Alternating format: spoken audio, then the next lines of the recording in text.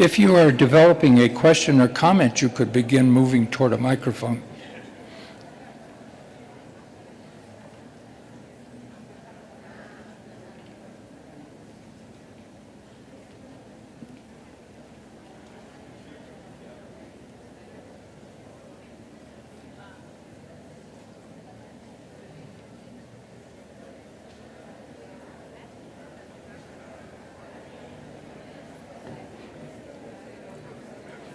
Okay, I think we have a question from the audience. Do we have a question, comment back there? Yes? Bueno, yeah, good. Bueno, o sea, es que, entonces, ¿qué pasa con la discriminación? Por ejemplo, en un salón de clases puede haber personas que están cercanas, próximas, que a lo mejor no comparten la misma actividad, pero pues ya no hay como...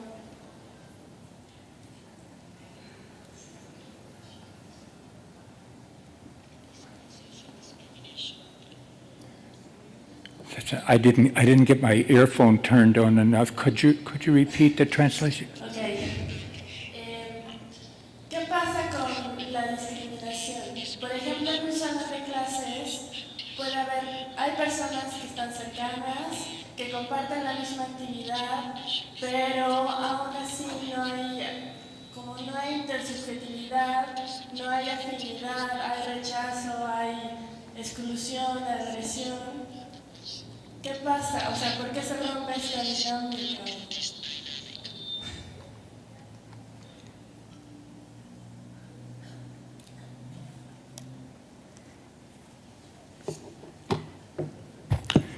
Well, let's look at the chart and see if we could make some suggestions. When the students come to a classroom, they will come, in most schools, they come from the same neighborhood, which means that they live close together, and they come from families that know each other, and they already arrive into school organized into psychosocial systems of friendship and acquaintance. Those psychosocial systems, because of this going round and round and round like this, they are self-perpetuating, and they will keep on going unless some external force interferes, some counterforce. It's almost like analogous to Newton's first law of motion. What's set in motion will continue in motion until some opposing force messes it up. And this is very much the same as this. Now, what could change that? Aha! What we know is the most powerful thing that could change that is activity. They already have propinquity, they're in the same classroom, but all the groups are sitting with their already friends. But our challenge as educators is to reorganize the social system of the classroom in such a way that new activity and new partners in shared activity begin, because you don't get intersubjectivity until you have shared activity. Was that too abstract? Did you follow the answer? So, okay. It's an excellent question, because in Europe and in North America generally, I think one of the question that you ask is the huge challenge that we face now, which is that we continue into education exactly the same social organization and attitudes comes out the other end as went in the first place, because we have not found a way to organize improved methods of producing shared activity.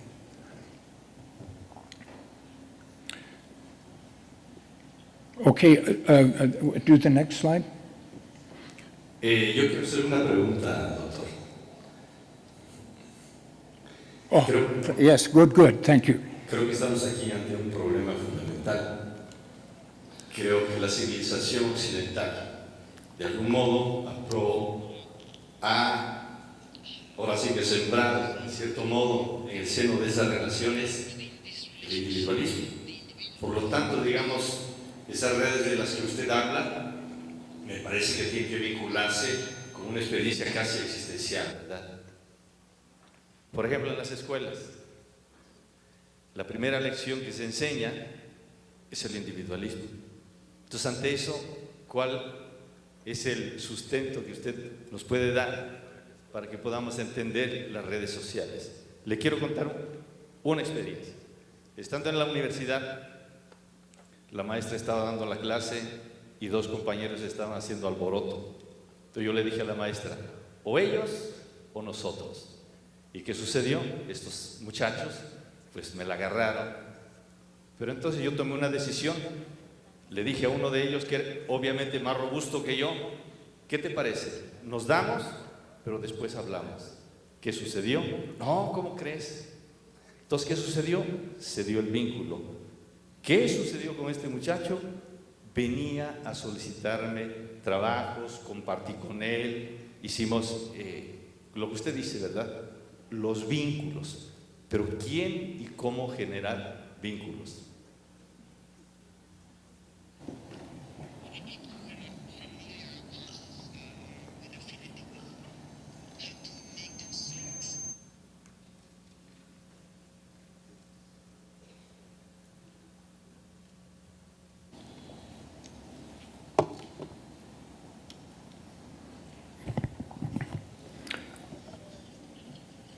I would beg you to let me defer that answer until the second half of the program, because I have a very detailed suggestion for how to do that.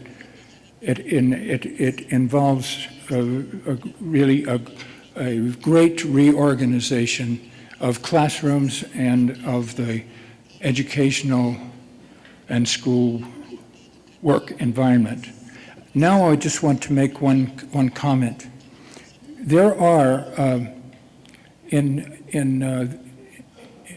the United States and Europe, I don't know about Mexico, but I would say that in America, the schools where I've been, these two guys that you are talking about, they would have the difficulty in the classroom. But if they were on the same after-school athletic team, they could be good friends.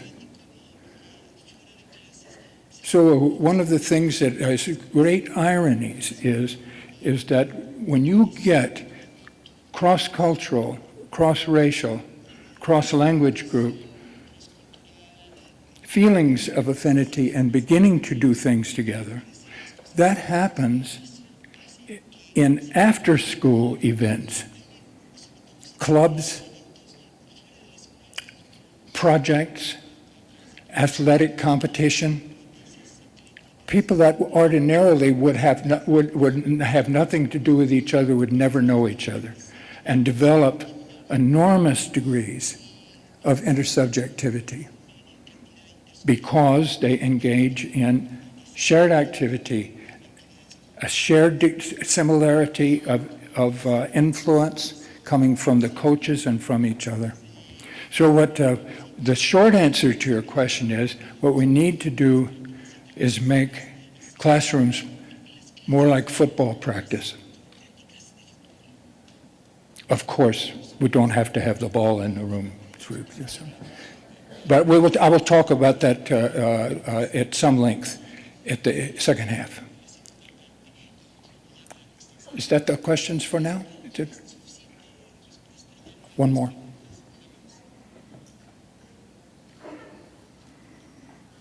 Buenos días, mi nombre es Carmen. Según comprendo, nos plantea que esta teoría tiene como base firme ciertos conceptos que nos trata de aclarar y la relación que mantienen estos.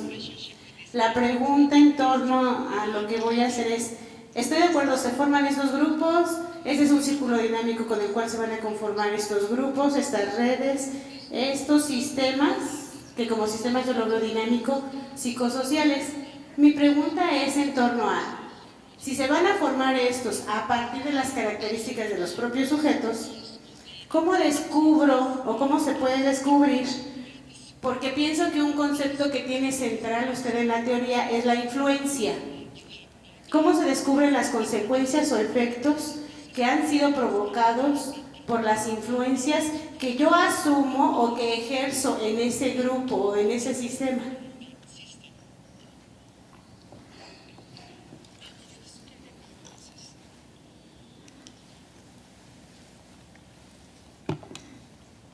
Some of the effects of making this kind of change are very predictable from theory.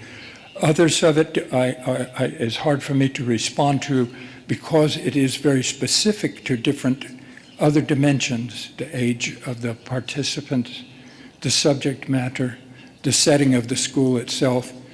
What I hope to be able to illustrate to you in the second half is a way of reorganizing and changing the structure of shared activity in classrooms in such a way that you create wide bands of intersubjectivity, and then you begin to create not only the classroom but the school itself as one social network. So that will be what I would like to propose, but it won't. I need to give you a couple more concepts, or it will help to understand. So let me go on to the next. That one. Here, this diagram is based directly on Vygotsky. I have made some slight additions to it. He didn't live long enough to have himself. He died at 32. He didn't have time to do all the things that this 80-year-old man has been able to do. So we're able to do some little changes in his work, but it's basically his idea. It goes like this. It's very, very simple. And this is called the zone of proximal development. Could you show me your hands if you know about this, the zone of proximal development? Okay, then I will explain it, because the already known is a very small minority. The zone of proximal development is the difference between what a person can do individually by himself or by herself, and the distance between that and what they can do with assistance.